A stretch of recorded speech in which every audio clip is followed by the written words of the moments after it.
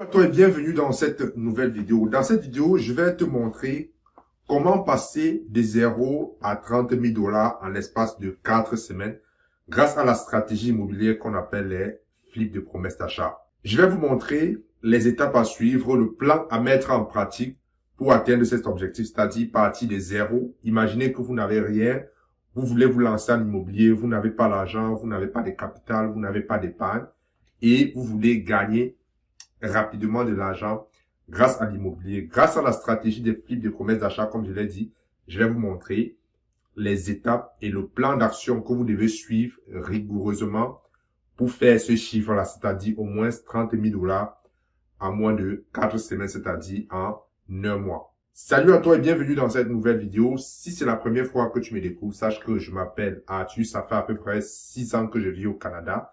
Et sur cette chaîne, je parle d'investissement immobilier, d'éducation financière et des réalités de la vie au Canada. Ce sont des thématiques qui t'intéressent.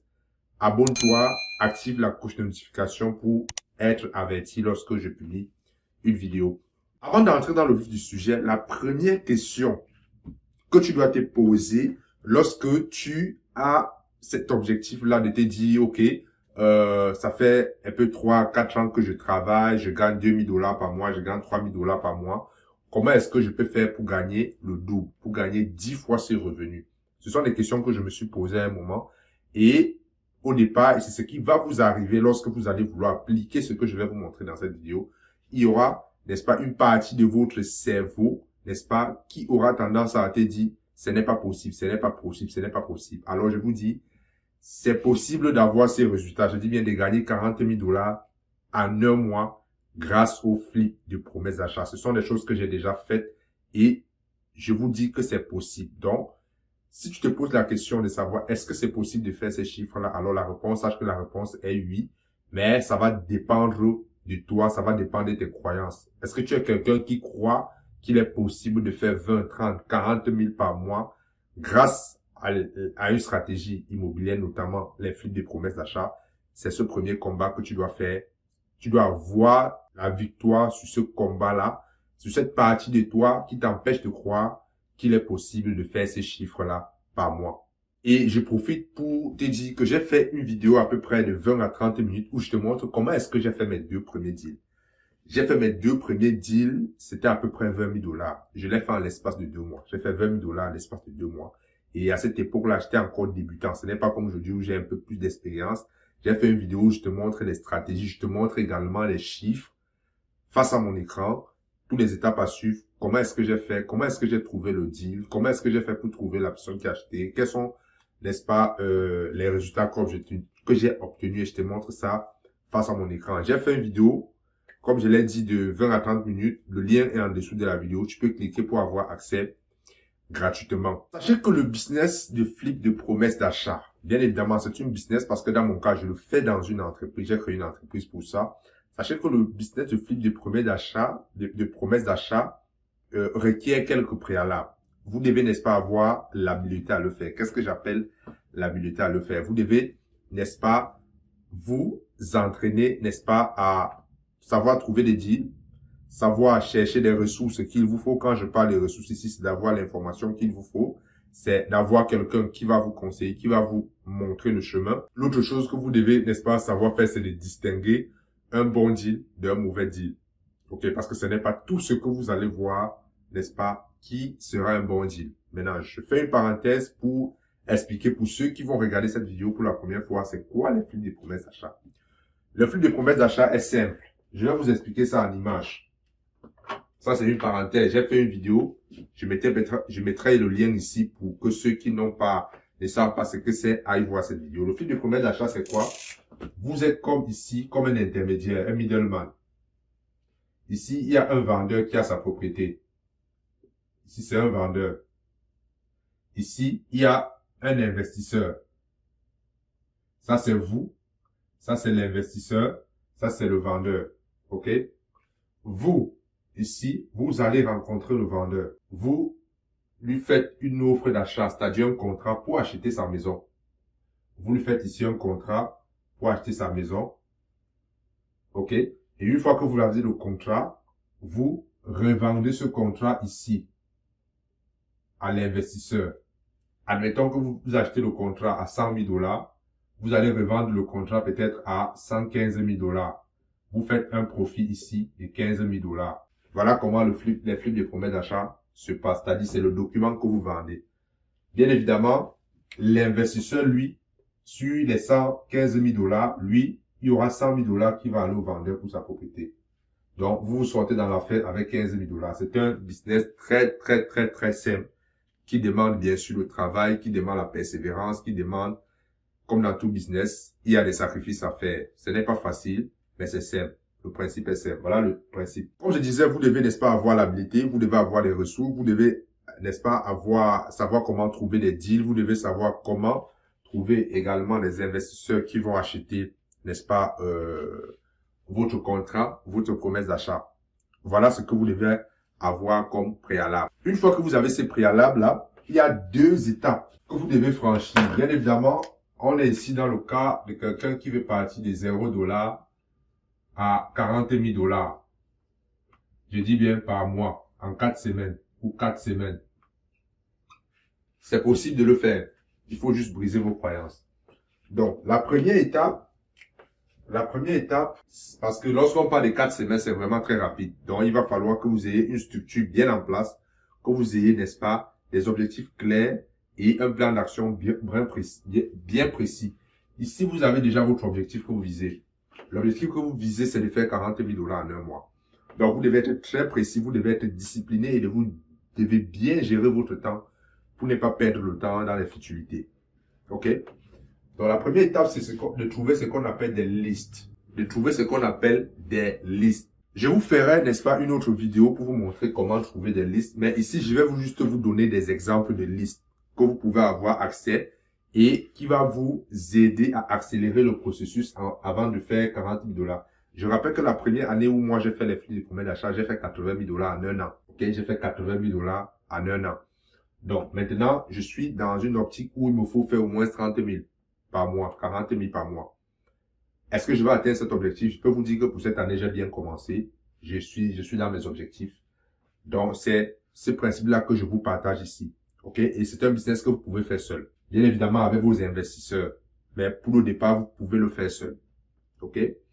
Donc, la liste, je vais vous donner 2 exemples de listes que vous pouvez utiliser pour aller rapidement. Dans une autre vidéo, je vous montrerai comment trouver cette liste. La première liste que vous allez chercher, c'est la liste des ventes pour taxes. Ventes pour taxes. Et la deuxième liste, c'est ce qu'on appelle les préavis d'exercice. Les préavis d'exercice. Ce sont des termes juridiques utilisés au Canada dans le jargon immobilier. OK?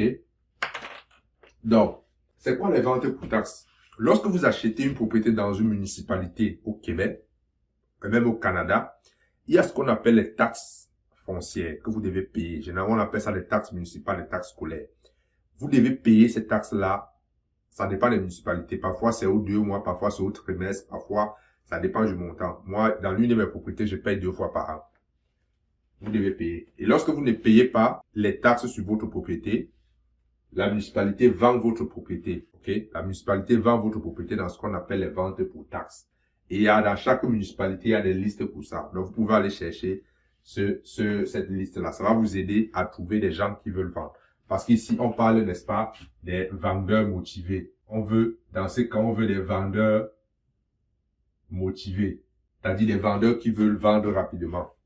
D'accord? Il y a maintenant ce qu'on appelle les préavis d'exercice. Les préavis d'exercice, maintenant, c'est du côté bancaire.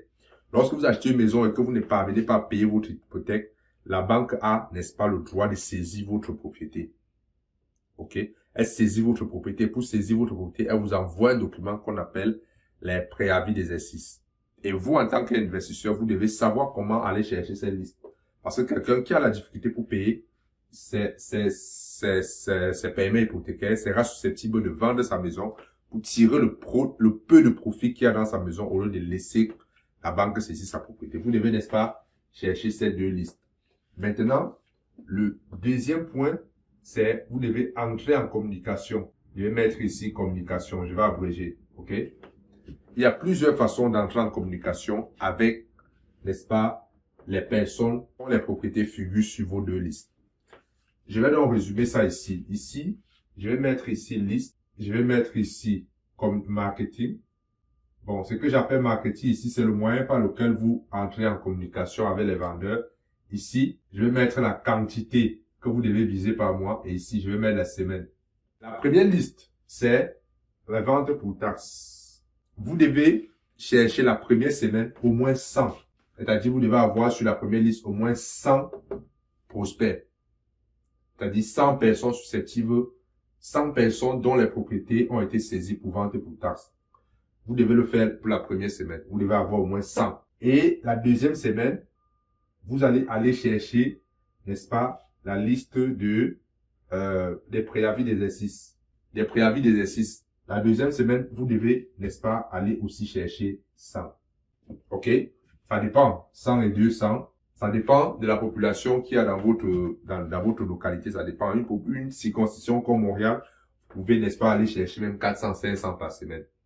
Parce qu'il y a plus de population. Je reste simplement pour les gens qui sont dans les villes modestes. Parmi les moyens de communication, je vais mettre ici les moyens de communication par lesquels vous pouvez entrer. Ici, ça c'est la première semaine, semaine 1. Donc, vous allez m'excuser, mon marqueur rouge n'écrit plus. Ici, c'est la semaine 1. OK. Ici, c'est la semaine 2. Et la semaine 3 maintenant, vous devez utiliser les moyens de communication. La semaine 3, je vais appeler ici les retours. Ça, c'est pas la liste, ce sont les retours. Vous allez utiliser ici, par exemple, vous pouvez, n'est-ce pas, aller cogner à la porte de ces gens. Bien évidemment, vous allez les qualifier. Vous pouvez, n'est-ce pas, envoyer des textes, des SMS. Vous pouvez, n'est-ce pas, faire ce qu'on appelle les appels à froid. En anglais, on parle de call call. Et vous pouvez aussi faire ce qu'on appelle les mailing. C'est-à-dire envoyer des lettres comme à l'époque. Voilà les moyens de communication que vous pouvez utiliser. OK? Donc, une fois que vous utilisez l'un de ces moyens de communication selon votre choix. C'est vraiment intense, hein, parce que je parle, ça a l'air facile, c'est vraiment intense. Imaginez-vous aller cogner à la porte de 100 personnes. Imaginez-vous faire des appels à 100 personnes. Ou envoyer des SMS, c'est facile, il y a des logiciels pour ça. OK, moi j'ai un logiciel que j'utilise pour envoyer des SMS. Faire du mailing aussi, ça c'est facile. Celui-ci et celui-là, et même les appels, ce sont des choses qu'on peut scaler. C'est-à-dire, vous pouvez faire ça en masse. Mais si vous voulez faire, vous êtes seul, OK, vous devez choisir la méthode qui s'adapte à vous. La semaine 3, maintenant, ce seront des retours. Je suppose que ce sera des retours parce que même entre-temps, vous pouvez avoir les retours la semaine 1. Donc, les retours ici, vous allez contacter ici au total. Je vais mettre ici au total, vous allez contacter à peu près 400 personnes. Et selon mes statistiques, lorsque vous contactez 400 personnes, il y a à peu près 10% qui vont vous faire un retour. Donc ici, il y aura à peu près 40 personnes qui vont vous faire un retour la semaine 4. Pourquoi je mets une semaine ici? Parce que cette semaine-là, vous allez prendre des appels, des retours, les gens qui vont vous appeler. Ils vont vous donner des informations sur leur propriété. Vous allez analyser, regarder est-ce que c'est un bon deal, est-ce que le prix qu'il me propose, est-ce qu'il est vraiment motivé. S'il n'est pas motivé, je le mets à côté, je passe à l'autre, ainsi de suite. Vous allez faire ça pendant une semaine. Parce que les retours ne tombent pas. Je suppose que vous aurez à peu près 3, 4, 5 retours par jour. OK? Donc, vous avez les 5 retours. Vous avez ces retours-là. Et maintenant, par la suite, vous avez, n'est-ce pas, la phase.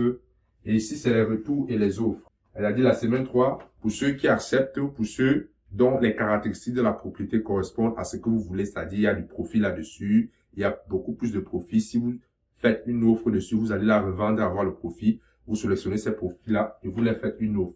Ce que j'appelle offre, c'est un contrat. Vous leur faites une offre écrite, comme quoi j'achète votre propriété à tel montant.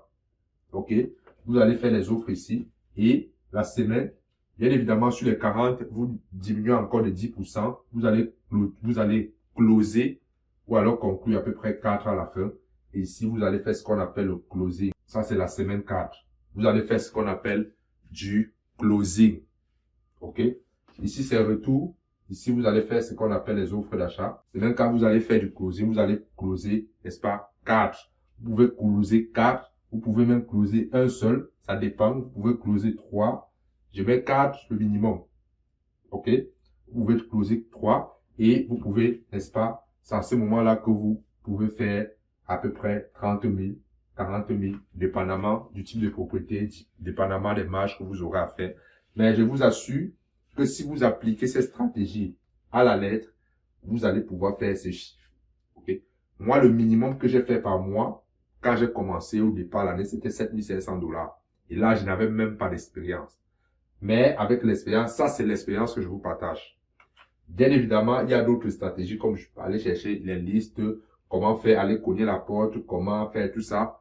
J'ai une formation dans laquelle je partage toutes ces stratégies-là. Actuellement, je travaille avec un étudiant qui est déjà en train d'avoir des retours, c'est-à-dire il est à cette phase, il est en train de faire des offres. Il est déjà en train d'avoir les retours. OK?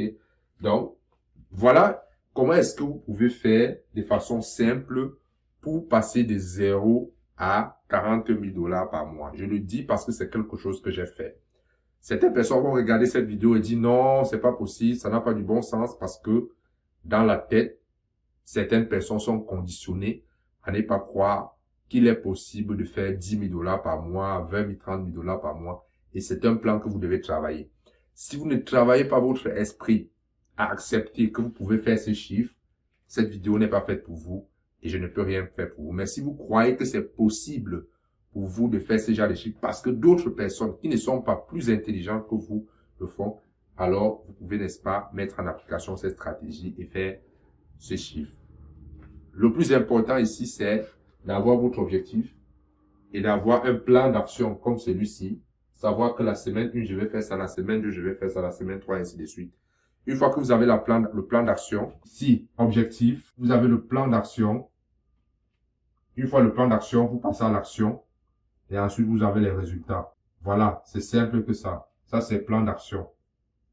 Après le plan d'action, on passe à l'action. Après l'action, on a les résultats. Bien évidemment, vous pouvez faire toutes ces étapes et à la fin, vous n'avez zéro deal. Ça, je vous le dis clairement.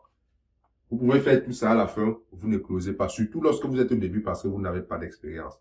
Ça se comprend. Et même quand on est expérimenté, on peut faire tout ça. À la fin, on n'a pas, n'est-ce pas, on ne fait pas de deal. Ça fait partie du business, ça fait partie du jeu.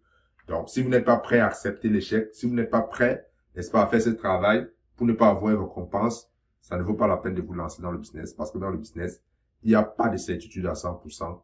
Il y a, n'est-ce pas, toujours cette probabilité d'échec. Mais lorsque vous travaillez de façon continue, vous allez avoir des résultats. Je vais terminer en vous donnant une autre information très importante. Vous pouvez, n'est-ce pas, ici, faire des offres d'achat à cette étape, à la semaine 3. Ici, vous avez lancé, ici, personne, parmi les 40 personnes, il y a personne qui accepte de vous vendre sa propriété. La semaine 3, personne n'accepte, ok? Mais 1 mois, 2 mois plus tard, une personne vous appelle pour vous dire je suis prêt à vous vendre ma propriété à votre prix. Vous voyez? Donc, c'est un peu ça les flux de promesses d'achat. Lorsque vous rencontrez des propriétaires, ce n'est pas toujours obligé que le deal se fasse la même semaine.